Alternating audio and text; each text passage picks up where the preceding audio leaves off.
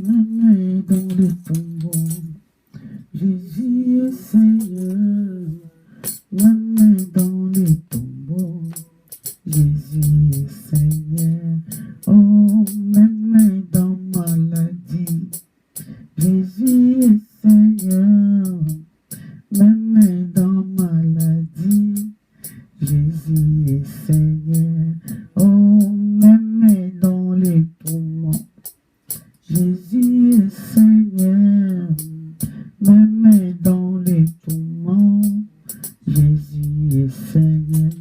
Oh, même dans la souffrance, alléluia.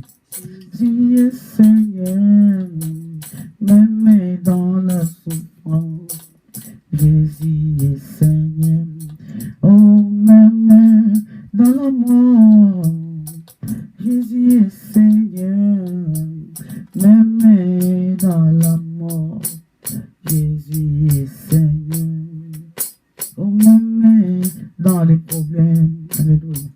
Jésus est Seigneur. Même dans les problèmes, Jésus est Seigneur. Oh Jéhovah, oh Jéhovah, shalom peuple de Dieu.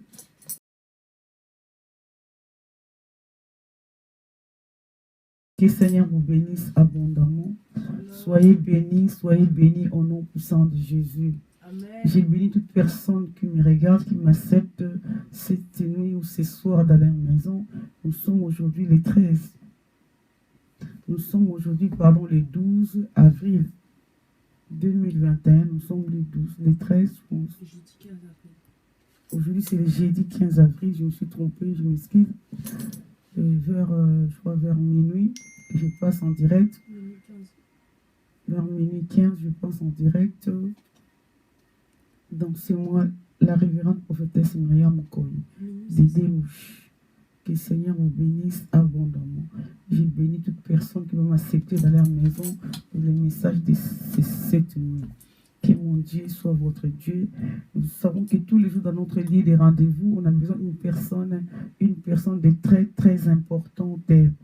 Cette personne, c'est le Saint-Esprit de Dieu, car c'est lui qui va nous aider à se communiquer, à se comprendre, car c'est lui qu'on en a besoin de la vie de tous les jours. Nous avons besoin du Saint-Esprit, car la Bible déclare que sans lui, nous ne pouvons rien faire. C'est avec lui que on pourra tout faire avec lui. Il n'y a que lui qui peut nous aider, il n'y a que lui qui est notre aide actuellement, il n'y a que lui qui peut nous consoler. Il n'y a que lui qui peut faire tout. C'est pour ça que nous l'invitons, qu'il soit au centre de notre cœur, qu'il soit avec nous comme d'habitude, parce que lui, il connaît déjà ses rendez-vous. Cher Saint-Esprit, nous te remercions infiniment pour ces rendez-vous glorieux, car nous sommes dans ces lieux pour contempler ta gloire. Car c'est à toi l'honneur, à toi la puissance cette nuit. Bénis chacun de nous. Bénis mes frères. Bénis le message d'aujourd'hui parce que tu es digne d'être glorifié et loué. Tu es digne d'être appelé Saint-Esprit. Merci pour tout et en tout. Nous laissons le message à Sainte Divine Main, la prière à Sainte Divine Main. Seigneur, dirige la bouche autorisée cette nuit. Parle à cette bouche comme tu le veux, l'Esprit de Dieu. Amène la dimension prophétique dans toutes les dimensions que toi tu veux. Sois au centre de l'Esprit de Dieu. Je m'en vais renverser tout pouvoir qui règne, qui ne confesse pas ta seigneurie, que cela soit anathème dans les noms puissants de Jésus. Nous désirons seulement toi, celle qui règne, qui contrôle nos langues, notre langage, notre comportement. Au nom puissant de Jésus, j'ai ainsi prié. Amen.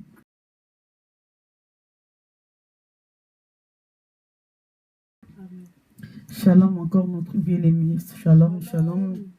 Shalom le peuple de Dieu. Voilà, bien-aimés, nous allons passer un moment d'exhortation cette nuit. Notre exhortation, il y a un thème, mon meilleur ami. Mon meilleur ami, bien-aimés, nous avons deux versets à partager. Nous allons lire le livre de Psaume 41, à partir du verset 1 jusqu'à 12. Et nous allons prendre aussi dans le livre de Jean, chapitre 11, à partir du verset 5, je pense que jusqu'à 10. Les restes, vous allez lire dans la maison. Bien-aimé, mon meilleur ami. Qui est ton meilleur ami sur cette terre? sur cette terre, bien-aimé, pose-toi la question, qui est ton meilleur ami? Est-ce que sur cette terre, nous avons vraiment des amis? Est-ce que toi qui me regardes, tu as déjà des amis? Quand on dit un ami, cela dit une personne que il est incapable de te faire du mal. C'est une personne, il est incapable de te faire du mal. C'est une personne qui t'aime dans les malheurs, même dans les bonheurs. C'est une personne qui est là pour t'aider à surmonter tes épreuves. C'est une personne qui est là pour te remonter le moral pendant que tu n'as pas le moral. Il est à tout moment avec toi dans les malheurs comme dans les bonheurs. Cette personne, même toi aussi, tu es toujours avec lui parce que tu es son meilleur ami. Et des fois, tu as la pression, mais tu as envie de confier des choses de ta vie. Des fois, tu confies presque tout. Vous partagez tout, sauf rien. Je l'appelle meilleur ami. Des fois, les amis, tellement tu l'aimes autant, il est devenu même ta sœur. Il faut quand vous racontez avec les gens dans la rue comme ça, tu les présentes, c'est ma sœur. Même un ami, tellement tu l'aimes, tellement vous vous sentez bien, il est devenu ta sœur, il est devenu ton frère. Bien-aimé, mon meilleur ami, notre thème de ce soir, tu sauras qui est ton ami. Nous allons lire à la Bible, dans le livre des psaumes, prends la Bible. Livre des psaumes, psaume 41, versets 1 à 12. Nous lisons la parole de Dieu au nom de Jésus. Amen. Après, nous allons prendre Jean chapitre 11. Vous connaissez l'histoire de Lazare, qui était l'ami de Christ. Nous commençons par le psaume 41. Psaume 41, là, verset... Voilà. Psaume 41, verset 1 à 12. Nous lisons rapidement la parole de Dieu. Je suis dans les 50 et quelques. Nous allons y arriver. Dans les 41. Voilà, je suis dans les 41. J'ai lu la parole au nom de Jésus. Amen. Bien aimé, je vous dis que j'ai une version parole de vie. Cherchez dans les 8 secondes. Mais ça, on rejette toujours la même chose. J'ai lu le verset 2. Il est heureux celui qui fait attention aux faibles. Les jours où cela va mal, pour lui, le Seigneur vient à son secours.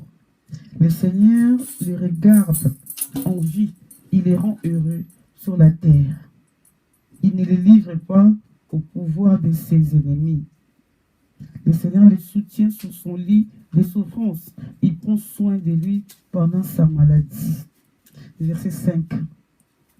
J'ai dit, Seigneur, aie pitié de moi. Guéris-moi car j'ai péché contre toi. Nous allons s'arrêter à 12, ne vous inquiétez pas. Il faut aimer lire la parole de Dieu. Bien aimé, en lisant la parole de Dieu, tu es en contact avec ton Créateur. Au moins, personne ne va te mentir. Tu as la parole devant toi. Nous continuons à lire. Verset 6. Mes ennemis parlent mal de moi. Sa mort, c'est pour quand? Oh là là, bien aimé. Nous pourrons enfin l'oublier. Oh là là. Si quelqu'un vient me voir, c'est pour dire des mensonges. Il remplit son cœur des choses méchantes et quand il est dehors, il les répète tout ensemble. Ceux qui me détestent parlent tout bas contre moi. Imagine des mal qui va m'arriver. C'est une sale maladie qu'il a attrapée là. Maintenant qu'il est couché, il ne pourra plus se relever. J'avais confiance dans mon meilleur ami, partager ma nourriture. Oh là là.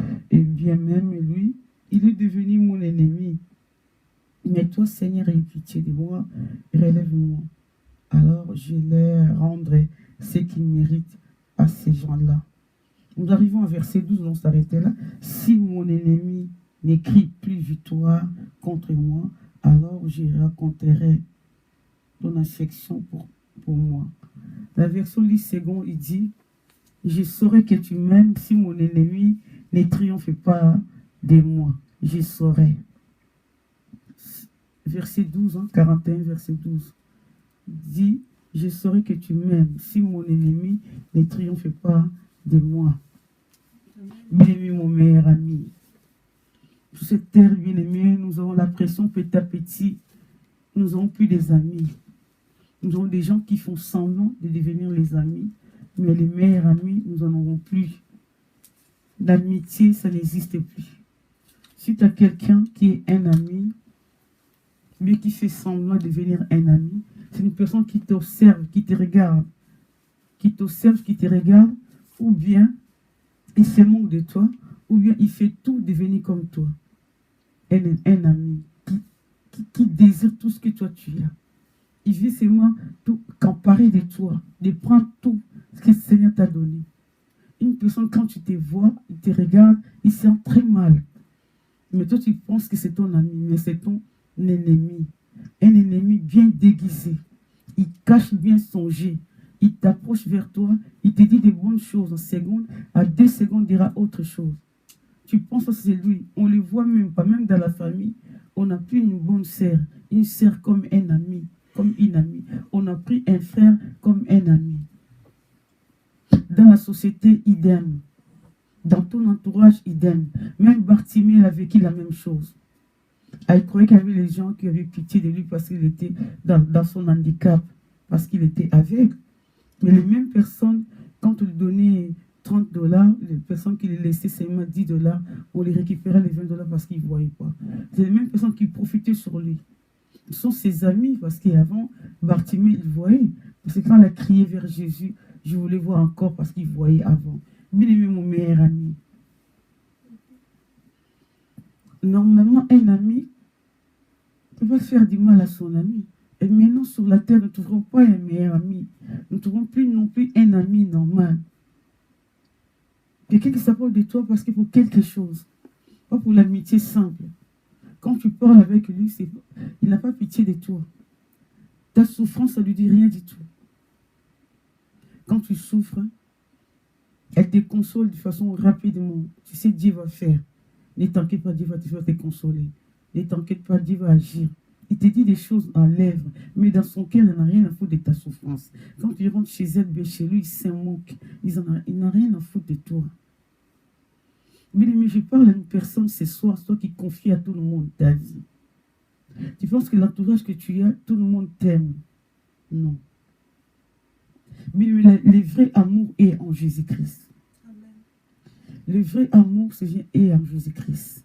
Regardez, commencez à observer depuis ton enfance, tout le mal que tu as fait. Tu arrives quand même à obtenir 30 ans, 35 ans, 40 ans, tu es toujours en vie. Parce que tu es un meilleur ami, c'est Jésus-Christ. Celui qui te fait du bien dans toutes choses. Mais aujourd'hui, tu peux perdre quelqu'un de très cher. Ton meilleur ami viendra. Il va s'habiller en noir. Il va pleurer avec toi. Parce qu'il aime bien quand il y a du monde. Parce qu'il aime bien quand il y a les deuils. Mais dans son cœur, il n'a jamais connu pitié. Il n'a jamais connu pitié pour toi. Il n'a jamais eu pitié vraiment. Il n'a jamais compatissé avec toi. Tout ce qu'il fait, c'est sur tes lèvres. Même toi, tu le remarques, mais tu as du mal à se détacher de lui. Tu continues parce que vous connaissez il y a longtemps. Tu as déjà confié tous tes secrets. Tu peux plus l'abandonner parce que moins derrière, tu sens qu'il va livrer. Il va te livrer à tout le monde. Mais l'amitié sur la terre commence à disparaître.